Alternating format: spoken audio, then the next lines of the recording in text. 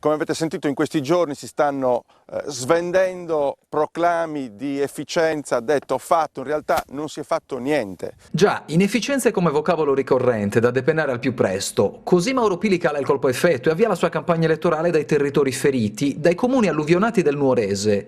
Niente palcoscenici ovattati, dunque, eccolo ieri tra le macerie della statale 125 a Posada, perché, dice Pili, questo luogo è il simbolo di un andazzo, o meglio, Del non far niente, delle promesse vendute a buon mercato da Letta, Lupi, Cappellacci, da centro-sinistra e centro-destra, che hanno imbrogliato questo territorio, hanno fatto scampagnate dopo qualche giorno l'alluvione, promettendo interventi immediati. a oggi, come documentano immagini impietose, altro che interventi immediati, qui regnano immobilismo, strade chiuse, disagi a non finire per comunità colpite. E se Posada arranca, Bitti va pure peggio.